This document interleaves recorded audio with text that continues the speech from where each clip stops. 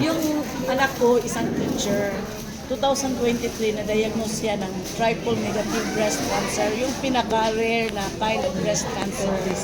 Na according to the doctor, only 10% lang daw ang mahawaan ng ganyang klase ng cancer.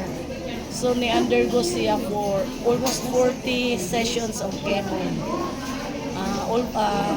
Almost 2 years siyang nag-undergo ng chemo. At sa tulong ng Intra at Nutria, hindi siya naka-experience ng pain, ng fatigue, ng vomiting after chemo, nag-back to work lang siya. Only that, yung side effect, yung cancer niya na metastasize sa liver. So, ang liver niya apekto na, nag-bloating siya. Kaya yung doktor ng liver specialist nag-advise ng laparoscopy. Yung mag-consider. So, last November 15 yun, nag-undergo ng laparoscopy. Habang ongoing ang procedure, tumawag sa akin ng doktor na proceed na lang tayo sa open surgery kasi hindi na ma-access sa machine yung mga cyst niya sa yun, after pagkatuog lang, tapos ang surgery, awake ng anak ko, nag-talk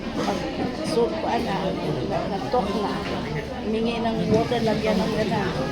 4 hours after, pagka 6 o'clock, bigla lang tumaas ang heart rate niya.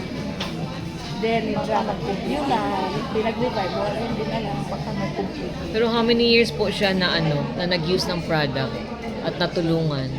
Actually, lately lang, kasi wala nang nakapag-introduce balik ng last August pa. Last August na siya nag-start. So, September, October, 3 months po siya nakainom ng pero, product. Yung sura niya parang walang cancer dahil sa product. Wow. Ang ganda lang siyang namatay. Wow. Parang walang cancer. Tulad ng iba na parang sinanggo na lang, namatay siya. Hindi lang still, ano siya. Mga face niya, pula-pula ka, rosy cheeks. Yung sa surgery lang hindi niya pinayagan. Kaya, Thank you po.